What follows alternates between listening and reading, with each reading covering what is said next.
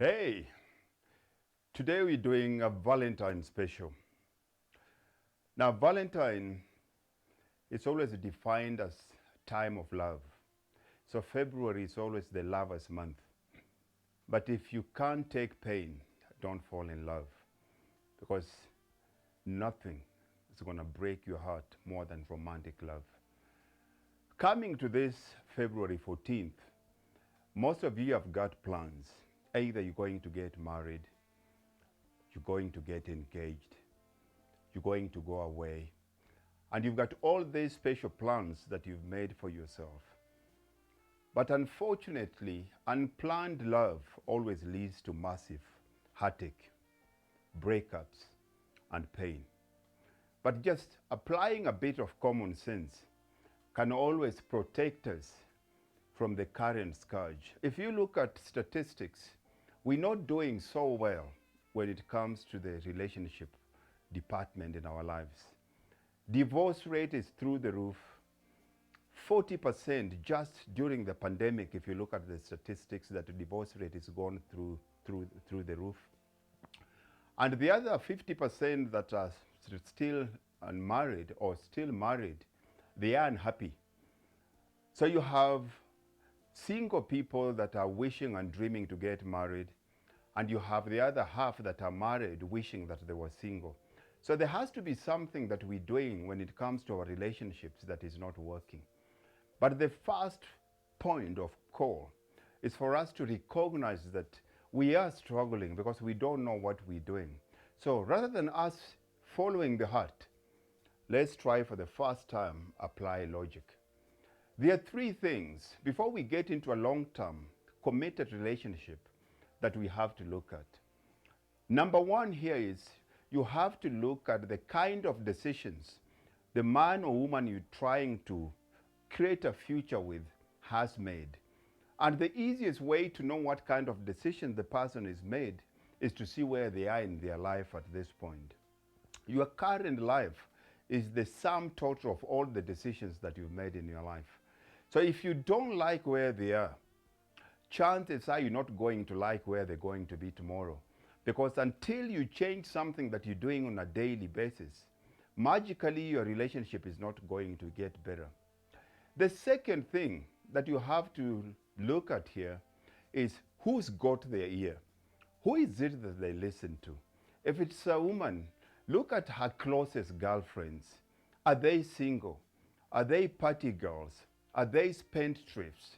Are they drinkers? Are they man eaters? Because whether you like it or not, any time that you're going to have a friction, and there's no relationship that does not have friction, anytime you have friction, she's going to run to those girls.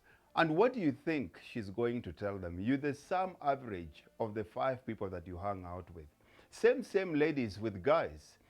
He's telling you that he wants to get married, but look at the 4 of his close friends. Are they married? And if they married, what kind of relationship do they have? Do they still hang out in single men bars? Do they still go away weekends, drinking weekends? Are they married men that are still behaving like schoolboys? Those are things that whether you like it or not, you cannot avoid it.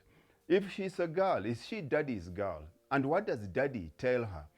Is it a very overprotective daddy that is never cut off the umbilical cord from the mother, that she can't make any decisions without referring to him? So it's not you, that you're not going to be married to her, you're going to be married to the father. So you have to study the father. Can you handle how the father lives his life? Because if you can't, please don't get involved or don't get married. Same thing with women. Is he a mommy's boy? Does he run to mommy the whole time? Does he prefer mommy's cooking to your cooking? Does he go all weekends, he has to go to mommy? Is he a case of he has to pass by mommy's house first? He has to eat mommy's dinner before he comes home? What are these? You have to know who's got their ear. And of course, the third one here is their habits. Now, habits are automatic responses. Whatever he tells you, remember that's why we call it courtship. When you talk to a woman, when a woman talks to a man, it's courting. Simply all it means is you're presenting papers like a court of law. You're presenting papers to tell them that my life is bigger and better than yours. So all I'm doing is I'm selling you a bigger dream of what I can give you. So do you mind sacrificing your small dreams so that you can come help me fulfill my big dreams? Now, that's the bigger picture. But now if you look at the habits, if he tells you that in 5 years he wants to be set up, he's going to buy a house for you, the kids will do this, and then all of a sudden, the same person is a spendthrift. He spends money on cars, he spends money on labels, he spends money on consumables. It doesn't really go. If he tells you that he wants to father himself, he wants to make sacrifices now that most people won't, so that he can be able to live a life that most people can't in the end. But he's the one that is spending money now like there is no tomorrow. There is no congruence. If he tells you that he wants to have a great future that he has to study so that he can have specific skills that are needed in the marketplace, but he spends up to 11 midnight watching telly, it just doesn't go. So always you have to watch people's habits, because until you change something that you do on a daily basis, you cannot change your day. And until you change a habit that you do in the morning, your day will be the same.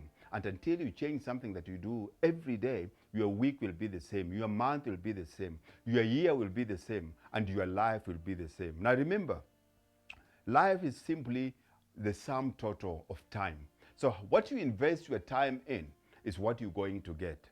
But one of my favorite languages is Hebrew, because Hebrew is written in numbers, and God is a mathematical whiz.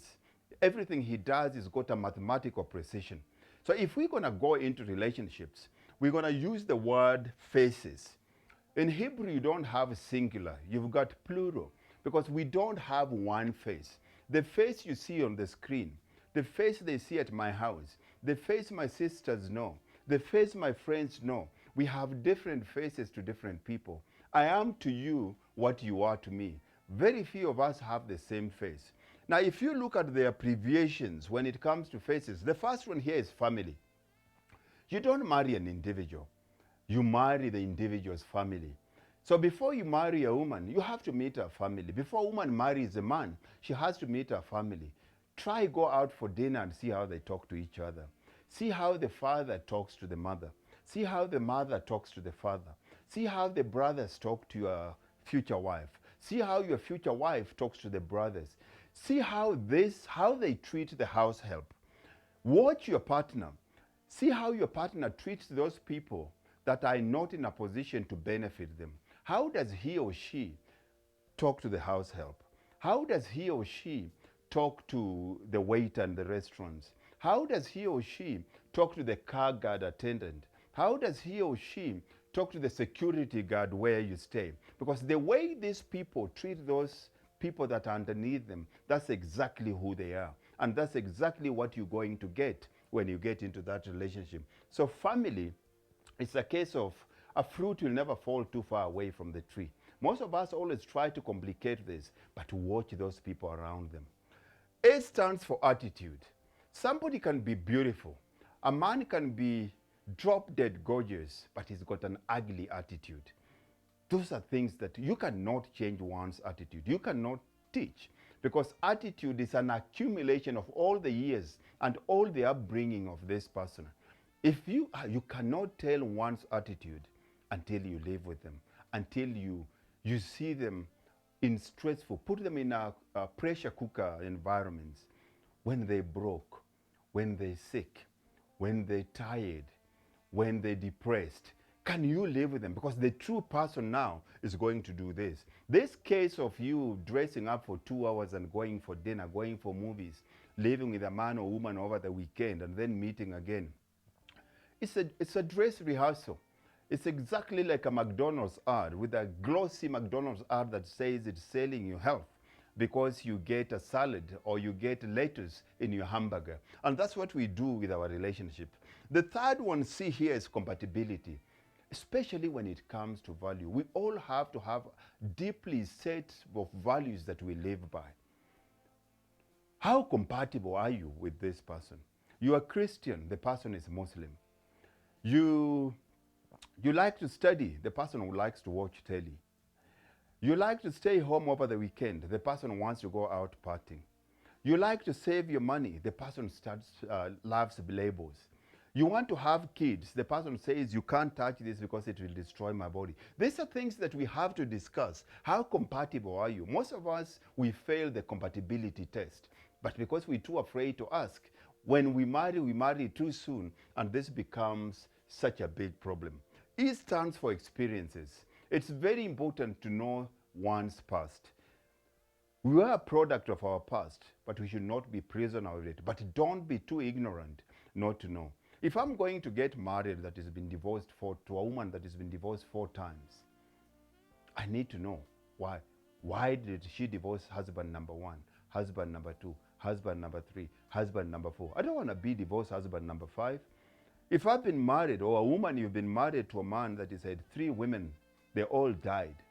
You have to know. Why did the first one die? Second one die? Third one die? What were you busy doing? He says they died in the bedroom. Then I'm not going to go to the bedroom to have sex with you because it looks like that's where do you have that karma? That's where all that happens. These are things that most of us don't. We're too afraid to question our partners because we think if we come too hard in terms of understanding these people that we're going to lose them. If you lose a woman or a man loses a girl because you question them too tough, hey, tough luck, you lost a dog. I'm not going to sacrifice my future because I'm too afraid. I would rather lose you now rather than lose 30 years of unhappiness that I'll never be able to gain back. So let's question our partners. A stands for skills. It's so important. Remember, a woman's job is to complement a man, not compete. Depending on how you are brought up, you can decide the man stays home and the woman goes out. But we all have to have skills that complement this relationship. Remember, marriage is a business, and the 2 people are business partners. And like business partners, you all have to bring in 2 different skill sets to make sure that the business or the brand succeeds. What is it that your partner is bringing into this relationship? Can he cook? Can she cook? Can she look after the kids? Can she budget? Can she keep the house clean? Can she create an environment where she tells the kids, Daddy is tired today, let's do this? What are the specific skills that your girlfriend or your boyfriend is bringing into your relationship? These are things that we can all try and ignore. But the price we pay for this is the high divorce rate that we have, especially among us black people. Our divorce rate is horrible. The relationship between man and black man and black woman, it's so bad. But we can avoid that by going through these easy practical steps. You don't need to be a rocket science to do this. But remember, there is nothing harder in this life than a romantic relationships. Most of us marry because we love. But love is the least of the qualities that is needed for a man and a woman to live together. You can marry a woman and a woman can marry a man without love and live forever happily. When it comes to romance and love, it's a 19th century idea. It came with the kings that were living in their courts, people that had nothing to do. And that's where we told about the Cinderella, the white horse, and all those kind of mindsets. This is something that has come from Hollywood, where we're looking for love. But traditionally, people married because it was a business transaction. You married because of protection. You married because of security. You married because you wanted to bring your wealth together. You married because you wanted to keep the seed of the 2 families together. We married for so many different reasons, but love was never one of them. One of the wisest men to have ever lived, King Solomon, he had 1,000 wives. And when you read the book of Proverbs, he gives you 3 qualities that a man should look for and a woman should look for in a man before you get hitched forever. And number 1, he talks about information. Number 2, he talks about knowledge. And number 3, he talks about wisdom. Information is trying to find out as much as you can about your partner. And we're not talking about snooping, going through their phone, being a private, dirty, cheap PI, private investigator. No. Asking questions, watching the environment, looking at the people they hang out with. Number two is that knowledge that you have now. What do you do with it? And then the third one here is wisdom. Now, wisdom is very easy. It's applied knowledge. How do you use what you know about your partner to use it for the betterment of the relationship? Because the minute you know more about your partner, you respond to them rather than react to them. It is the reaction to our partners that has increased our divorce rate. So if you want to have a successful relationship, and remember, one of the most important choices, one of the most important decisions you'll ever make in your life that comes after dedicating your life to serving your Maker God is the kind of man or woman that you'll marry. You've seen such a clever, well passionate and energized people, successful people, when they bring a woman into their life or the woman brings a man into their life, all of a sudden their life goes down. Don't fall in love if you can't take the pain.